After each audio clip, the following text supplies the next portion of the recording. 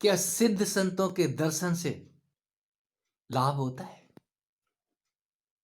कहते हैं सिद्ध संत का यदि दर्शन प्राप्त हो जाए तो कुछ भी हो सकता है। उनका आशीर्वाद फलीभूत होता है। उनके दर्शन से किस्मत पलट जाती है। ये सत्य है। पवन कुमार हमारे मित्र हैं पूना से। ये जिज्ञासा उनके अंदर उठ गई है और आज उनको लगभग 100 दिन हो गए हैं वो गंभीर मौन में डूबे हैं। फिर भी लिख करके सवाल करते हैं।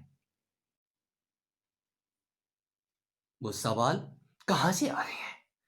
गंभीर मौन में से भी उनके अंदर सवाल उठ रहे हैं। सिद्धों के दर्शन, वो किसी संत के दर्शन से इतने प्रभावित हैं कि उनके मन ने सवाल कर दिया, क्यों ना पूछ लूं अपने महात्मा जी से।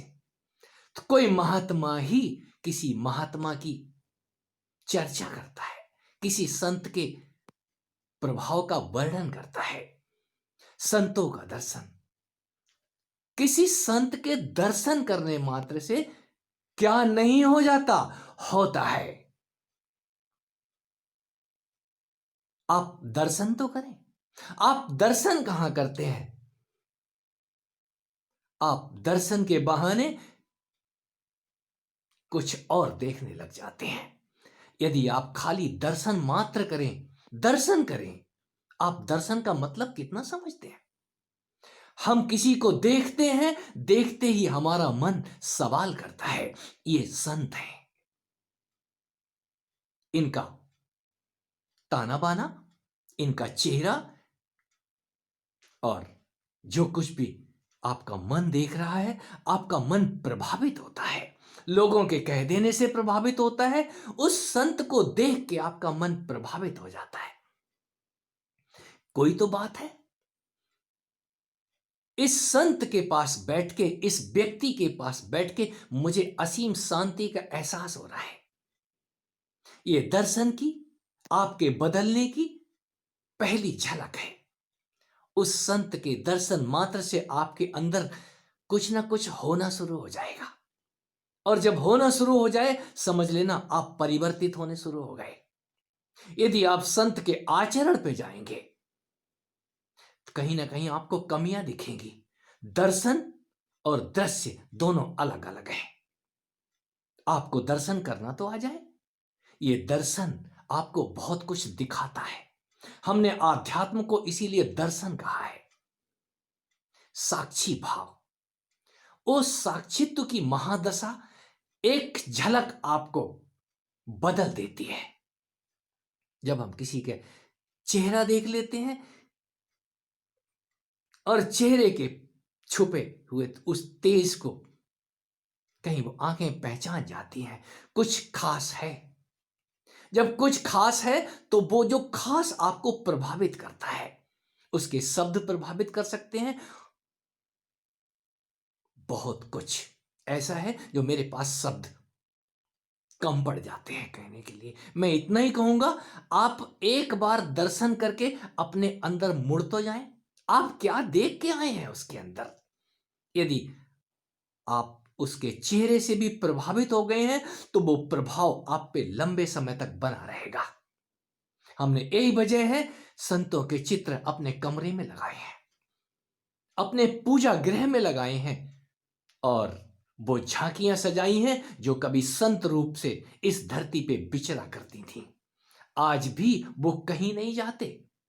वो संत आज भी इस धरा के ऊपर रूप बदल के विचरते हैं। हमें दर्शन तो हो जाए। ये दर्शन उनको होते हैं जिनका चित्त साफ हो जाता है। और जब चित्त साफ हो तो कोई भी महात्मा, चाहे वो भीख भी क्यों ना मांग रहा हो, बड़े से बड़े लोगों को मैंने झुकते हुए देखा है। क्यों? क्या है उसके अंदर? वो कपड़े भी, किसी भी साधु के कपड़े भी प्रभावित करते हैं। ये रंग के अंदर वो ताकत है। ये लाल रंग, ये भगवा कलर बहुत कुछ कह देता है। ये त्याग की भावना किसी भगवा कलर को देखते ही आ जाती है। त्याग।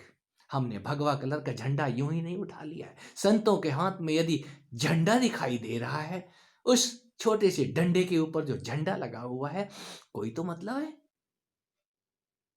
झंडे भी प्रभावित करते हैं। यही वजह है हमने मंदिरों के शिखरों पर, पूजा इबादत की जो जगह हैं, वहां पर झंडे लगाए हैं। झंडे इसी चीज का, वो निशान साहब इसी चीज का प्रतीक है कि आपको याद भर आ जाए। यदि संत नहीं दिख रहा है तो संत का झंडा ही दिख जाए।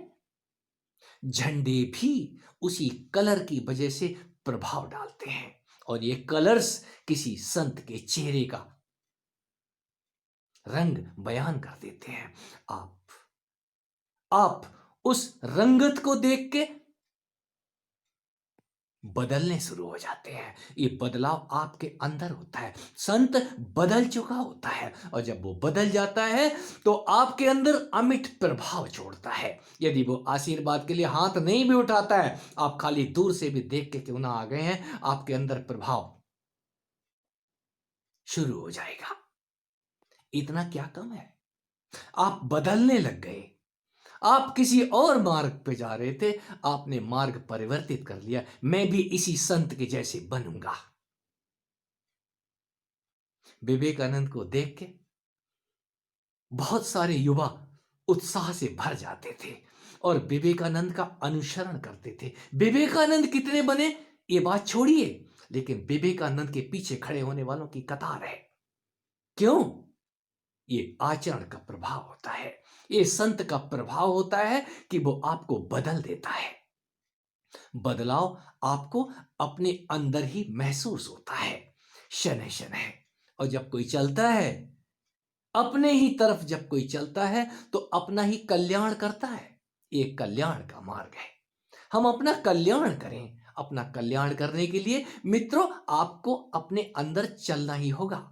आप किसी से यदि प्रभावित हो गए हैं तो वो प्रभाव आपके ऊपर कितनी देर रहता है, ये आपके ऊपर निर्भर करता है कि आपने क्या देखा। यदि उस संत के बारे में कुछ सुन लिया है और वो प्रभाव आपका खत्म हो गया, तो इसका मतलब प्रभाव ठीक से पड़ा नहीं आपके ऊपर।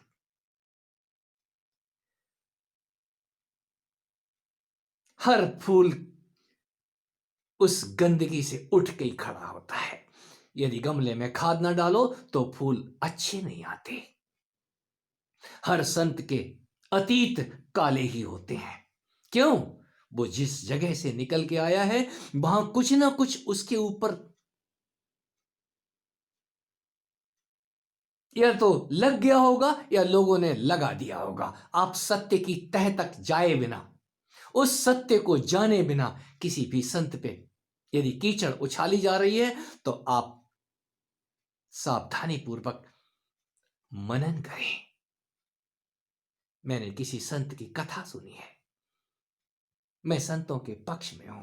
कोई संत बेइज्जत किया जा रहा है चौराहे पे खड़ा करके, और सभी उसको पत्थर मार रहे हैं। कहीं संत का मित्र भी उन बेइज्जत करने वालों में खड़ा है, तो मित्र के हाथ में पत्थर तो नहीं है, फूल है। वो उस फूल को फेंक के मारता है। सभी मार रहे हैं, लिहाजा उसने अपनी बेइज्जती, मेरी बेइज्जती ना हो जाए, भीड़ को देख के वो भी भीड़ के जैसी एक्टिंग करता है। वो हाथ में जो कुछ भी है फूल ही है, वो फूल को फेंक के मारता है। और जिसके ऊपर वो पत्थर फेंके जा रहे हैं, वो पत्थरों पे तो ध्यान नहीं देता है। वो फूल जब उसके ऊपर गिरता है आकर के चेहरा पहचान जाता है। पिटते हुए भी उसके मन से एक ही भाव निकलता है, वाणी से एक ही स्वर फूटता है, मुझे पत्थरों ने इतनी चोट नहीं पहुंचाई है जितनी इस फूल ने पहुंचाई है। अरे मित्र, फूल फेंकने वाले, दुनिया तो जाने या ना जाने, तू तो मुझे जानता है मैं कौन हूं। लेकिन तूने भी मुझे जो फूल फेंक के मारा है। इस फूल ने मुझे आघात दिया है, पत्थरों ने आघात नहीं दिया है, क्योंकि मुझसे ज्यादा मुझे और कोई नहीं जानता। संत अपने आप को जानता है। आप संत को कितना जानते हैं, जरा संत की गहराई तक उतर के देखो। किसी की कमियों पे ना जाओ। यदि हम कमियों पे जाते हैं तो अपने आप को ही गंदा करते हैं। आप उस खुशबू की तरफ जाओ, उस फूल की खुशबू की तरफ जाओ, उस फूल की जड़ पे ना जाओ। जड़ पे तो आपको खाद मिलेगी, और जहां से यदि आप नाक लगाएंगे जड़ के ऊपर तो वहां तो बदबू ही आ रही होगी, और जहां बदबू आ रही होती है उसके ठीक शिखर के ऊपर आपको फूल खिले हुए मिलेंगे। हर कीचड़ के हर कीचड़ भरे तालाब में सुंदर सुंदर फूल भी होते हैं, और जो खोजने वाले हैं वो खुशबू खोजते हैं। चुनाव आपने करना है। आप संत के पास दर्शन करने जा रहे हैं या दर्शन लेने जा रहे हैं। कुछ तो दर्शन देने जाते हैं वहां पे। हमारे लिए हमारे लिए संत जी कुछ कहेंगे, हमें देख के कहेंगे, तो ये दिखाने का भाव छोड़ के संत मिलन को जाइए। तज माया अभिमान। माया का अभिमान लेके ना जाएं। अपनी कार बिल्कुल उनके गेट पे ना रोकें जाकर के। हमने पैदल चलने की महिमा गाई है। किसी संत के पास नंगे पैर जाया जाता है। यदि आप नंगे पैर नहीं भी जा रहे हैं, ठंड से डर रहे हैं, कंकड़ों से डर रहे हैं, तो जूते पहन के जाएं, लेकिन किंतु वहां अपना बड़प्पन नीचे उतार के जाएं। जब कोई छोटा होकर के जाता है, संत के चरणों में झुकता है, आपके झुकने मात्र से उस संत के अंदर जो कुछ भी है वो बहना शुरू हो जाता है। ये आपको उसी क्षण महसूस होगा, मैं कुछ लेके आया हूं। आप क्या दे के आए हैं वो मायने नहीं रखता, आप जो लेके आए हैं वो बहुमूल्य है। और ये प्रसाद किसी संत के नजदीक जाने के बाद मिलता ही है।